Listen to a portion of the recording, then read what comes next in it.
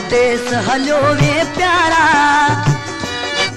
तो लवेस कया मुकारा तो लवेस कया मुकारा वो हलिया तोखे सुना दिल याद करे। दोस्तों सिंध जो मशहूर फनकार क़ौमी रागी सिंध जे नाले वाले फनकार मिठड़े आवाज़ जे मालिक इमाम बख्श ज़रदारी एक सिंध जो मशहूर फनकार है जैसे तमाम घणो सिंध में पसंद किया वेंदो है।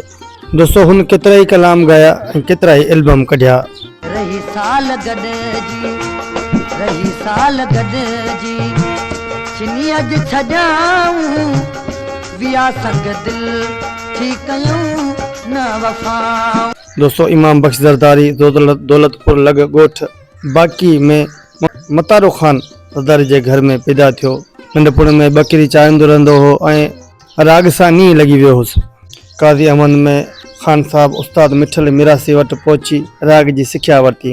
उन वक़्तु उन ॻोठ में संदसि सौट फनकार ग़ुलाम हुसैन ज़रदारी उस्ताद मिसरी फ़कीर खां राग सिखी महफ़िल में ॻाइणु शुरू करे चुको हो। उनखे ॾिसी बि खेसि अञा वधीक राग सां दिलि लॻी वई।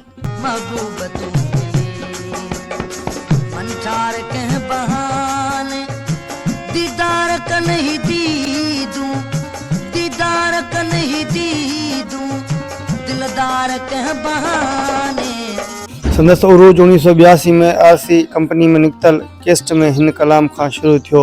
आज़ार वॾा अथई उन्हनि जा सही सूर न सघंदे तिन जा।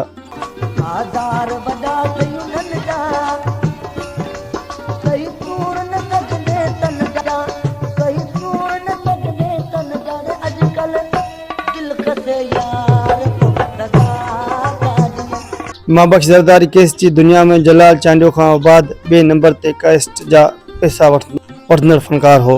इमाम बख्श ज़रदारी केस्ट खां सवाइ रेडियो टीवी ऐं सिंधी फिल्म जलाल चांडियो में पुण गीत गाए शोहरियत माणी।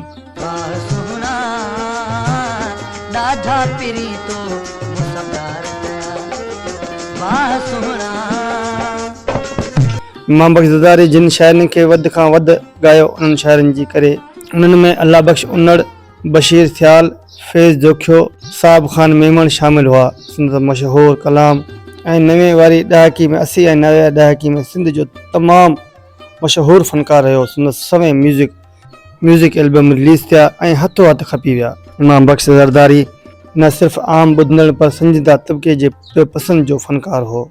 खेसि मौसीक़ी जी सुठी ॼाण हुयसि। 17 फरवरी 2016 ते वफ़ात पाई। दोस्तों इमाम बख्श ज़रदारी जे मोट में केतिरा ई फनकार हुआ। फोटो खान ज़रदारी, अल्लादा ज़रदारी, शमन अली मिराली, मास्टर मंज़ूर, हिन खां अलावा बशीर समो अले केतिरा ई फनकार हिन जे मुक़ाबले में हुआ। दोस्तों ही सिंध जो मशहूर रागी हो।